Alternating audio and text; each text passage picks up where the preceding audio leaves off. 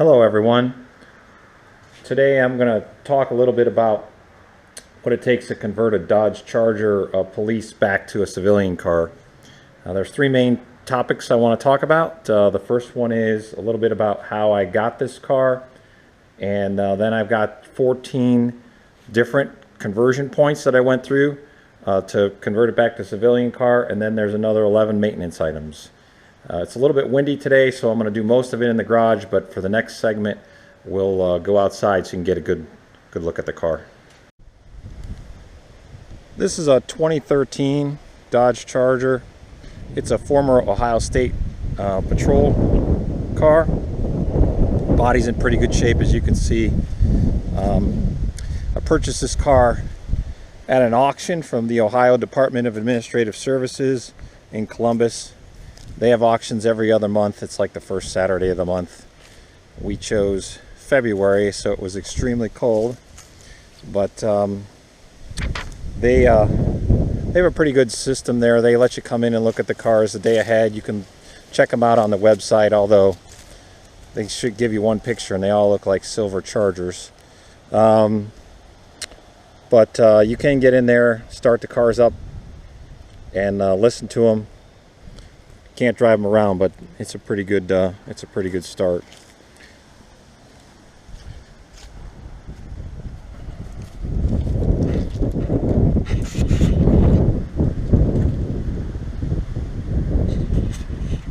All right, since it's windy today, I'm going to put the car back inside and we'll go through the next two sections. All right, next section here is about to talk about the main conversion points. There were 14. I'm going to start with number one. Number one is the police, Ohio State Highway Patrol has special lights that they put in the fog lamps. They removed those, so when I got the car, it had nothing but blanks here, or there was nothing there at all. So I bought the blanks from the non-fog lamp option Charger, and they work just fine. That's I don't know, about 15 bucks a piece. Next thing is the police cars. I don't know if they come from the factory like this, but none of the ones that I saw there had the engine cover, and I chose not to do this for this car. I figured it's a nice feature, but when I started looking at the prices, it just wasn't worth it.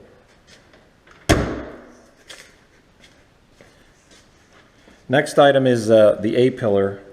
Of course, police cars come with a spotlight.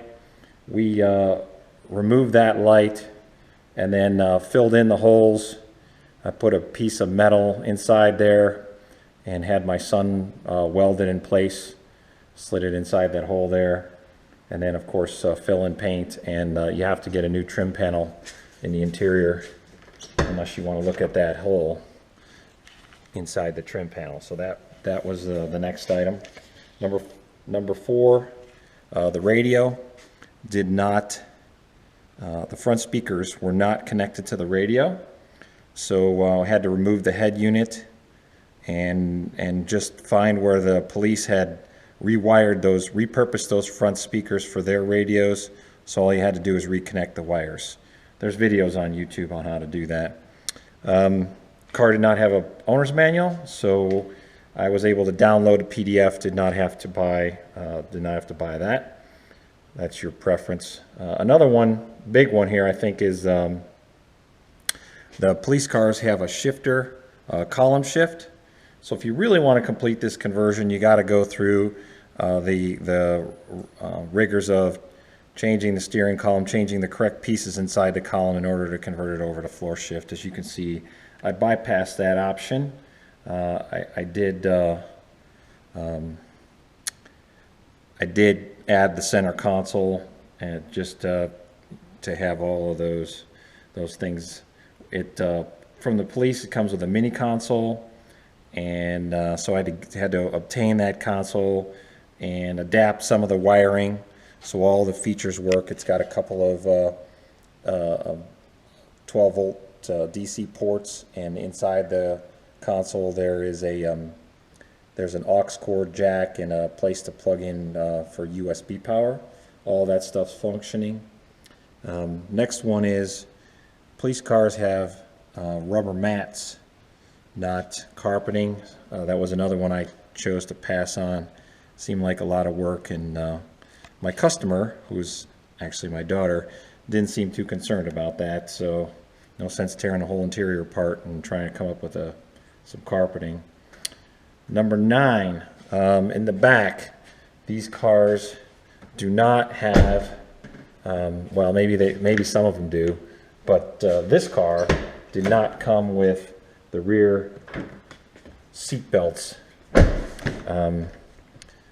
They were just not there at all, so I had to go and acquire those, and some of the bolts were missing. The front seats are cloth, the rear seats are like vinyl. I don't think the State Highway Patrol actually uses the vinyl seats. I believe they have a plexig or a fiberglass seat that's designed to, you know, hold the prisoners in with their hands handcuffed behind them. So the seat was brand new, just thrown into the back of the car. It's just something to pay attention to. Another thing, this is kind of a big one. The rear doors don't have, this is number 10, no locks, handles, or operating window switches. There's a kit you can buy for, I think I paid for about 60 bucks. I found it out there. It's designed to put the stuff all back. So also, again, there's videos on YouTube on how to take the door all apart and put all those things back in. So now we have operating locks and door handle and window switch. The next thing on the conversion is the roof. When you get it from the State Highway Patrol, there's 4 holes in it. There's 3 across the back, about right here, and then there's 1 in the center. Those I installed metal patches, and I used a metal bonding adhesive to do that. And then I had my body shop, which was Copley Auto and Collision here in Northeast Ohio. They did a great job on the paint, but I had them do the finish work. The next item is the trunk. The trunk, just like the roof, had 2 holes drilled in it, and on the recommendations of my shop, they suggested I try to go find a silver deck lid so we could avoid having to pay for that. And I found this color matching lid with the RT emblem on it. Got a little bonus there, bonus emblem, I guess. And then the next one, that was item number 12. We're getting to the end of the list here.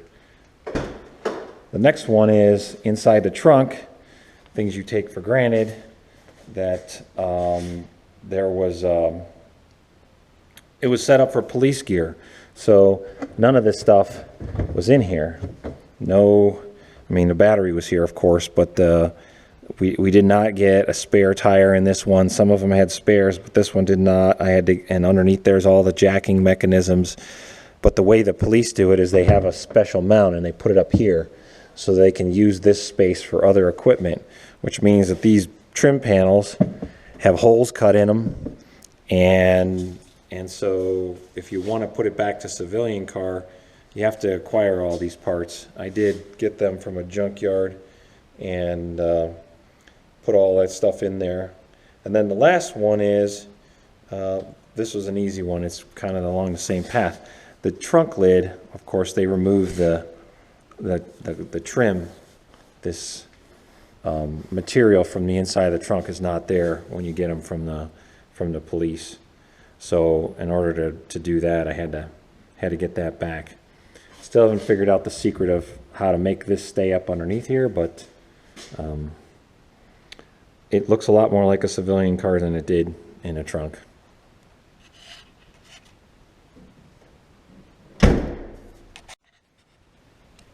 Okay, for this last section here, I want to talk about the maintenance items that I did on this specific car. There's 11 of those.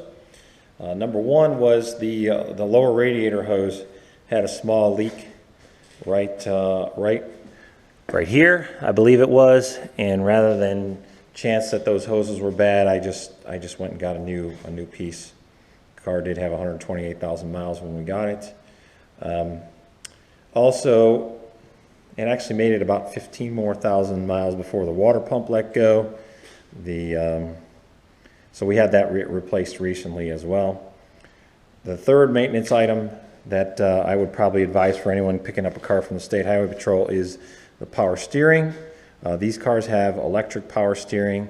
This is my first Dodge product. Up underneath the fender cover on the inside here is a reservoir, and I have a separate video out there about how to change that. It doesn't take a lot of fluid. I think about definitely less than a quart. So you're going to want to change that on some reasonably regular interval. I just figured that since the police are probably using it pretty hard, harder than we do for the most part, that I'd change that right away. The fourth one on my list was the front struts. When I drove this around for the first time, and the suspension feels really good, but it does have a little bit of, felt like we had a worn out strut or a bad strut, and sure enough, when I took them apart, one of them had lost its charge, and so we replaced those. And doing over general inspection, I also uncovered a tie rod end that was bad in the front, so we replaced that. It was an inner.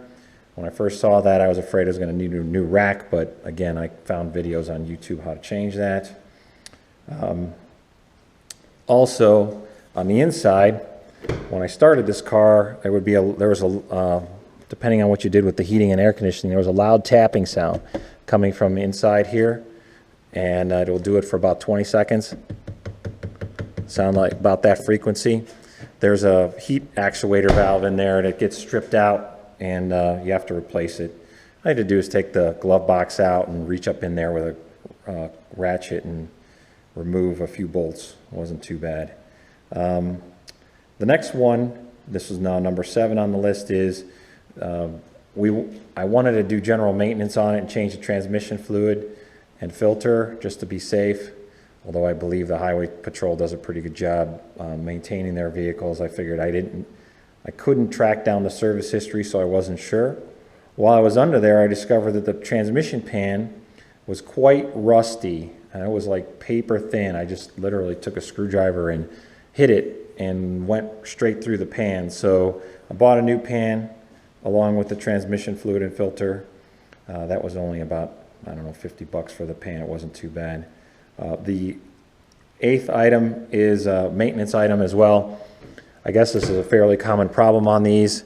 I know we looked at the center console before, but when I bought this console, the lid was all, the cover on the lid was all dry rotted and cracked, and I found this one online for, I don't know, maybe 30 bucks.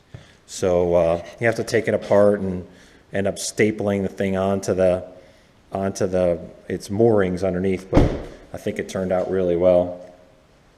It scared me a little. It's the first time I'd done that, but it worked out just fine. My console also I got really cheap from the junkyard, and they had done some damage to it when I think they gorilla pulled it out of the car, and I had to do some repairs on that. Now you probably won't have that problem, but if you can, maybe you can find a deal on one you can fabricate, save yourself a few bucks. The 9th item is, after going through all that trouble to get a nice clean trunk lid, my daughter decided she wanted a wing on the car, so I found this on eBay, pre-painted to match. You can look up the color code on the car. It's and then I literally told them what code I wanted, and it showed up 2 days later already matching, so that was kind of handy. And there were videos on how to measure and mount and where to put it. I found those on YouTube as well. Now we're on item number 10, which is not super visible, but I did get the Flowmaster American Thunder Series exhaust system for this car. It sounds really good, and it's not, you can hear it a little bit more, but you definitely don't need to crank up the radio in order to hear it when you're driving down the road. So it does a lot of the right things when you want to hear it. When you step on it, you can definitely hear it. And then the last thing I wanted to mention is, and this was kind of helpful for me, was to get the Carfax for the car. It told me a lot about the history of this specific vehicle. Not everything, but really little things like it took the State Highway Patrol almost a year from the day they took delivery on this car until the time that they started using it regularly, at least based on the Carfax information I got. And then they put a lot of miles on it for about 3 years, 30-something thousand a year. And then after that, it didn't move very much. So it did have some minor damage that was reported. Tree damage, I can't see any evidence of what that was, but it was very handy because when they take it in for service, you know, you can tell what they've changed and what they haven't changed, any issues that they might have had with the car. I hate paying out the $40 for that, and I'm sure everybody has a good idea ways to do that more efficiently than I did, but I just ran with it. So anyways, as you can see, there's a lot of different things that need to get done on the car. All of them take time. You can certainly get by with a lot less of this if you just want to buy it and drive it, but I was trying to put it back to civilian cars best as I could, and really what we've kept is all of the extra heavy-duty cooling and those types of options, suspension options, and of course the brakes. Well, they're not the ceramic brakes, as you can tell by the dust on there. The stopping power of this car is pretty amazing when you consider how heavy it is. So we got to keep all the police improvements on the car, which will bode it well for when my daughter wants to take it to track days or whatever she's going to do with this car. So, I mean, I know she's driving it daily, but it also can hop out and do a autocross or a high-performance driving day without any issues. So hope you enjoyed the video, and thanks for watching.